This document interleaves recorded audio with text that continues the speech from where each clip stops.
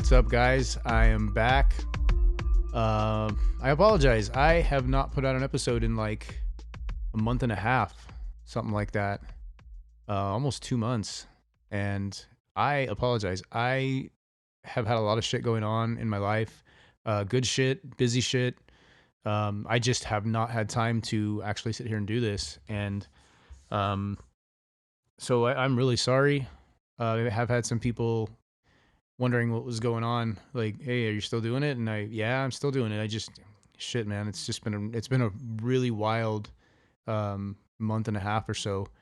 So what had happened was, so I work for Smith's, which is for my LA friends is Ralph's. It's a grocery store. And I think I've mentioned this in the previous episode. I was the dairy lead, dairy manager, in charge of like milk and eggs and yogurt and shit like that. Um, and basically, I really wanted to move up and do something different. That's not really what I want where I wanted to be, but they they offered it to me, and I wanted to show them what I could do. Grocery type business is basically what I do. I tried other things, in the past, and it wasn't for me. Grocery is what I do. It's tough, but I'm really good at it. And I basically just wanted to show them, hey, I can work hard. I can run a department. I can do things like that. And um, an opportunity was coming around where the grocery manager was transferring, and that's where I wanted to be. Like when I was with Ralph's, I really wanted to end up being a grocery manager. Something that, there's not a lot of turnover, especially like in Ralph's. There's not a lot of turnover. When you're a grocery manager, you stay in that position for a while until you're promoted usually. So there's really not opportunities to do that. But the grocery manager was transferring at my Smith's, and from what I was being told, they had someone in mind to take over well, basically come over, transfer to our store. She was transferring to another store, so I was like, okay. So I was just telling, I applied for the grocery manager position. I wasn't sure. I basically thought I wasn't going to get it. I didn't feel like they knew me enough that they would give it to me. Even though I had confidence in myself that I could do it, I just wasn't sure if they would give me that opportunity. And I found out they had someone else in mind. So I was like, okay, that's fine. So I talked to the store manager. I was like, hey, can maybe, put me in as the assistant grocery manager so that I could, help out in grocery, get out of dairy. And I felt like they were going to keep me in dairy because I was doing so well, and they were worried about the dairy. Um, and I've had that kind of shit happen to me before where I work my ass off and they keep me where I'm at because they're afraid to lose me in that position. So they don't let me move up. And I was hoping that wasn't going to happen. So I was telling them, please don't do that to me. I have a lot of skills. I know what I'm doing. Just please don't keep me here because you're afraid to lose me in dairy, So I just had talked to him a bunch of times about how, hey, I can do it. I can do it. Give it to me. And well, they ended up, I guess it fell through with the other guy. And so the store manager gave me the opportunity, and I was super excited about it. I knew it was going to be a long road, but I was super stoked about it. So I'm now the grocery manager at the Smiths here in Provo.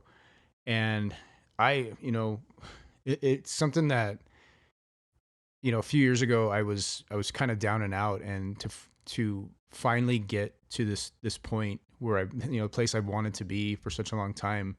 Like, I'm not gonna lie, like I got emotional, and I really, I don't know, man. Like, I teared up like a little bitch. I'm not gonna lie. Like, I came home from after the store manager had told me, I believe it was on Halloween. I came home and I sat down, and I couldn't believe that, like, they actually considered me for this position. I mean, I know what I'm capable of, but I was really wanting them to believe in me, and they did. And it's just like, you know, for me, it's like hard work, believing in yourself, like it always pays off. And I've had so many times where like I didn't believe in myself. I felt like I was a piece of shit. Just over the last like 5 or 6 years, like I've been so down on myself because I haven't been able to find that job that I've been hunting since like 2015 when I lost my job with Nabisco. When I worked for Nabisco, it was like the best job I really ever had. Um, I was making great money. I had a company car, and when I lost that job, I mean, ever since I've been chasing that, and I just haven't been able to find it. I had times where I was working 20 hours a week, making $12 an hour, just trying to get by. Times where I was eating nothing but rice, or I'd go up to Little Caesars and get a fucking $5 fucking hot and ready, and try to make that last for like 3 days. There's times where I was doing that, right? I only had like $5, you know, and I really wasn't eating well. I was trying to save my money for the weekend when I had my little girls so that I could um, give them a good weekend. So during the week, I barely had enough money to pay my rent and my car payment and insurance and phone bill and all that shit. So, I mean, there's a time where couldn't even pay my phone bill, where I honestly had to go get a fucking flip phone for like $20. I think it was like $15 a month. I think I paid, you know, $60 for the phone and fucking $15 a month because my phone got shut off. I've had that kind of shit happen over the last 5 years, and it's not for lack of trying. Like I tried and tried to just find a good job, and and it was so, I don't know if it was just so like California was just so overrun with people looking for the same types of jobs, but I just couldn't. I had such a hard time like trying to find something, and I'm a hard worker. I've always excelled at jobs that I've done. Especially when in the grocery business, I've always done well. It's just people weren't giving me opportunities, and I was going for like the wrong jobs, and trying to do like sales jobs when I really hated it. Um, it was a struggle. It was just like an up and down roller coaster for like the last 5 years. I mean, when I got on with Ralph's, I was making great money, but I really wasn't happy in the position I was doing. I hated working overnight. Um, the store was just, high theft in a shitty area. I mean, it was in Pasadena, but it was like, I mean, the theft in that place was just fucking ridiculous. Um, the store manager was really like overbearing, even though like there was a lot of things that I learned from him. He kind of made me always feel like I wasn't good enough. Nothing I did was good enough. And as I've said in like a previous episode, like that was tough on me to not feel like I was good enough. And it kind of, it was a great job, and I was making amazing money, but it just felt like every day I hated going to work. And so I've struggled, I've tried my best, and I've worked my ass off. There's times where I just wanted to fucking give up, where I just wanted to say, you know what? I can't do this anymore. There's times where I wanted to end everything. And I'm not just saying like end my job search or end, I wanted to end everything. I didn't want to be alive anymore. There was times where that happened. Um, and I do feel myself getting a little emotional about that. So I'll roll it back a little bit, but that's how it was, and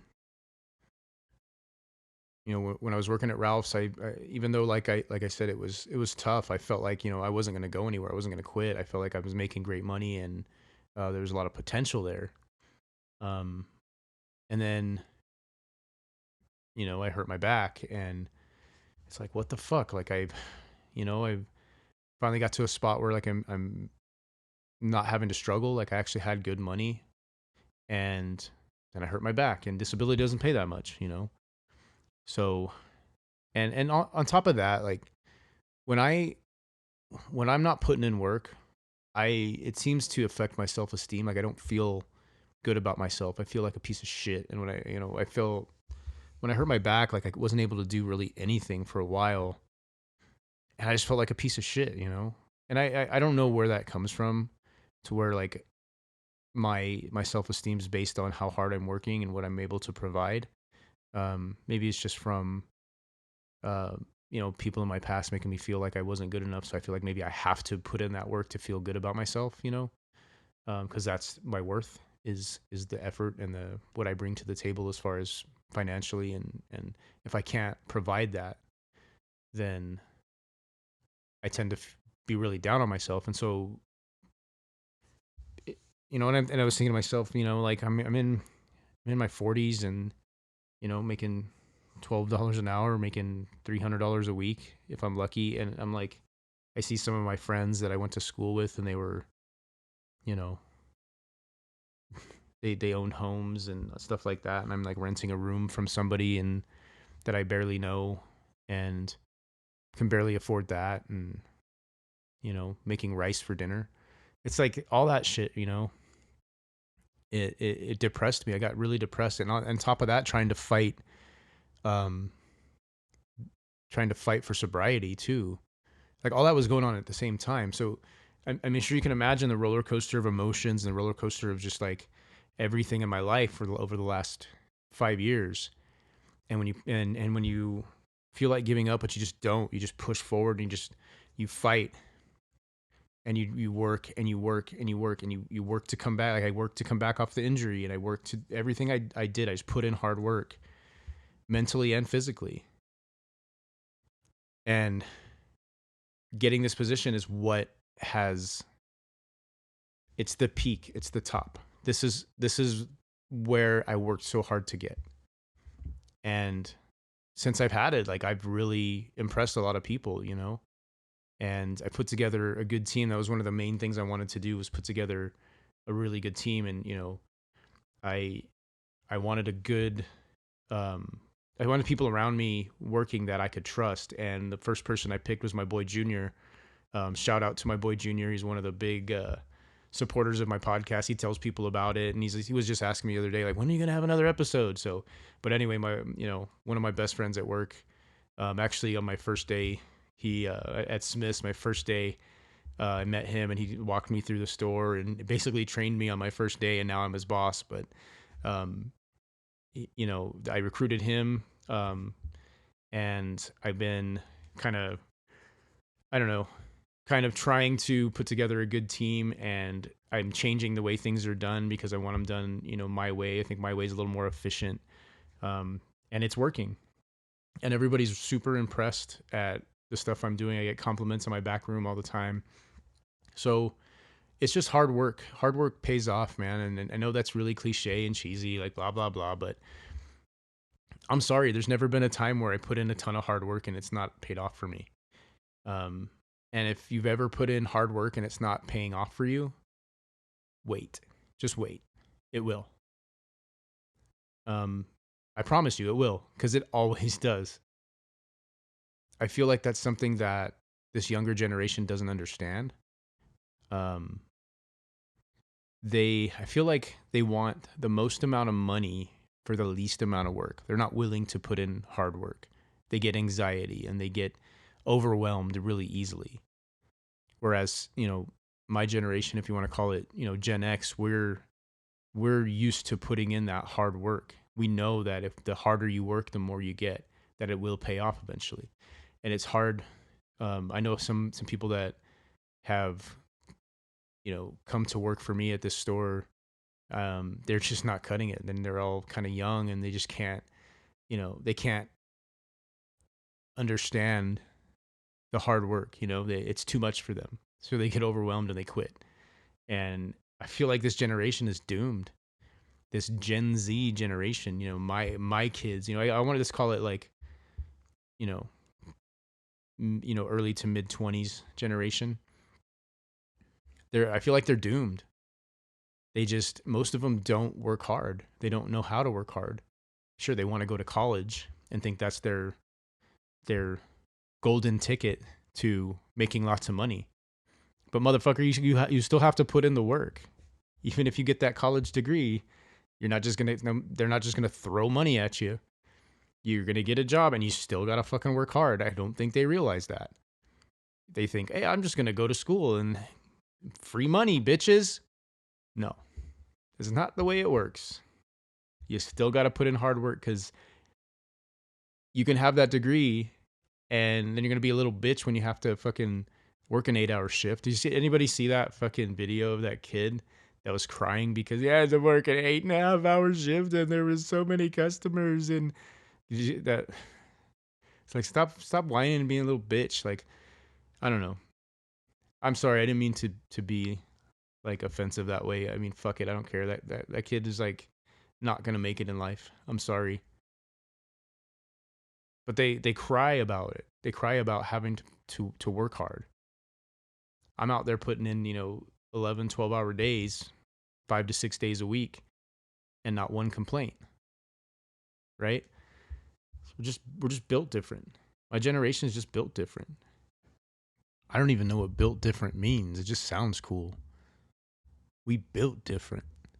I don't know. That's just the way I feel about it, and I'll stop. I can rant all day about that kind of shit, but um, one of the main things I just wanted to talk about with this, because that's why I'll probably call this episode "Hard Work." Just it's that's all it is. It's just putting in work pays off, and mental toughness is one thing I've been trying to work on. Um, I haven't been over the past few years. Honestly, probably over the past 10 years, I have not been mentally tough. I've had a lot of things try to break me down, and I've almost been fully broken, but I haven't been fully broken. Um, I've gotten beat down a lot mentally, stuff that, a lot of people wouldn't recover from. And the one thing I've been working on over the last 3-4 years is just mental toughness. No matter what happens, don't let it break you down. Push forward, work harder. Things will happen for you. And that's what I've done. And I don't know if anybody knows, you probably do, David Goggins. If you've never heard of David Goggins, go right now and go to YouTube, whatever, and watch any video about David Goggins. But that's what he's called the toughest man alive. But for him, he's not only physically tough, like he does like ultra marathons and shit, like running 200 fucking miles, and like he has like the pull up world record or whatever in 24 hours. I don't remember exactly what it is, but the guy is just a beast, right? He's been like a Navy SEAL and Army Ranger. Like he's done all that shit. Like he's just a fucking tough guy that way. But it's not because he's physically tough, right? He is, but his whole thing is mental fucking toughness. And ever since I heard of him, and ever since, I read his first book, and I watched a lot of videos that he puts out like on YouTube and, Instagram, stuff like that. Just the guy is inspirational because he's just so mentally tough. He basically preaches like, if you say you can't do something, if you talk yourself out of doing something, you've already lost. You might as well, you're not going to win. You're not going to make it happen. If you say you can't, you can't. And if you continue to do that over and over again, you keep saying, hey, I can't do this, I can't do this, you're going to fail at everything. Tell yourself you can. Tell yourself you'll make it happen. Even if you think you can't do it, try. Even though Yoda says do or do not, there is no try. You have to try. Because if you don't try, you've already failed. You miss 100% of the shots you don't take, right? Said that before. But it's one of those things where like you got to shoot your shot. You got to try. You got to keep working hard. Mental toughness. And I've been working on that a lot. I've broken down so many times, and I've cried because I felt like everything was falling apart. But here I am, and it's been tough. It's been a rough road, but I'm here, and I'm not letting anything else get me down. I walk around this place at work, and people know how much I have going on. People, other coworkers and other people in management know how much shit I have going on all the time.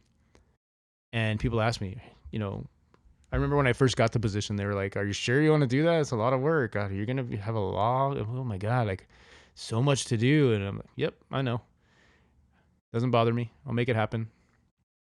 And I prepared myself mentally for everything. I prepared myself mentally for all the shit I was going to have to go through over the last month and a half.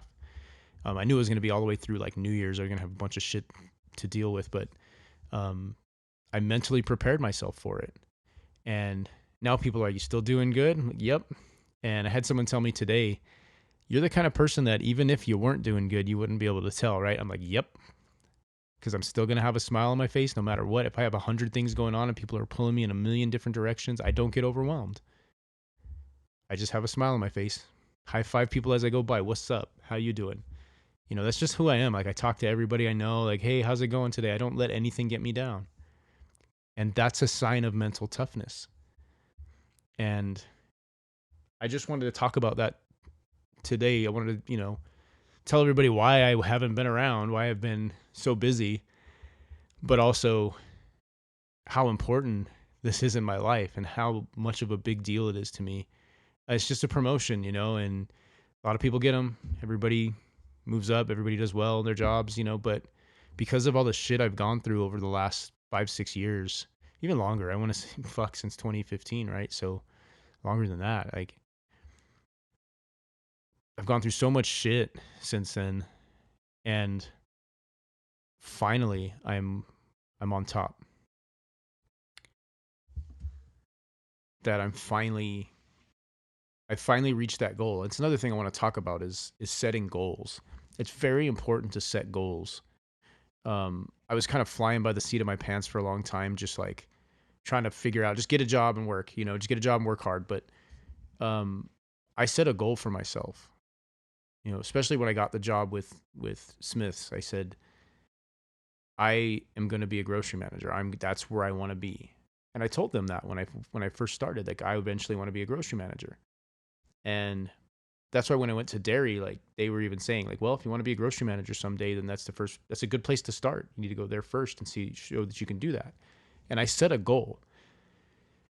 I didn't expect that I was going to be where I'm at now this fast. It's only been like 6 months, and I didn't think that it would happen this fast, but I set that goal, right? And I started doing everything I possibly could to reach that goal.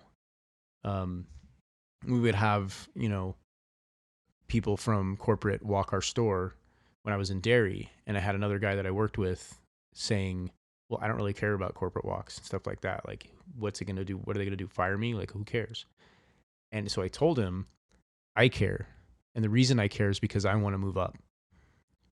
So if I show them that I can do this, if I show them that I can take care of this dairy, eventually they'll look at me for something more. And I know it doesn't mean anything to you, but for me, I need to move up because that's a goal I set for myself. And that's my point, is like, I set a goal for myself when I got the job at Smith's. I said, well, I'm going to work overnight for a while because I was working another job. But I said, you know what? I'm going to work my ass off in whatever I do, move up whenever I can. And eventually I want to get to the position of grocery manager because I've always seen myself in that position. And I just said, so I set that goal, and what do I need to do to achieve that goal? So I just think anything you want to achieve in life, even if it's something small, like even if you just want to achieve something small, like if you want to just, I can't even really think of a good example right now, but set that goal and then think about everything that you have to do to reach that goal. And then do those things. It seems like super easy, right? But it's really not, because you do have to execute. But that's what I've been doing. I've been trying really to work on, like, just mental toughness and mental focus, because I've been so down and out. Like, it's all I could do is just get back to center. I had to center myself. And I feel like I've had ups and downs over the last, few years where I haven't been mentally focused or mentally tough. And now I feel like nothing can break me. I feel like I'm on top of the world right now. It's just crazy. I've been through a lot, and I'm on top of the world right now, and I'm extremely happy. I feel better than I ever have.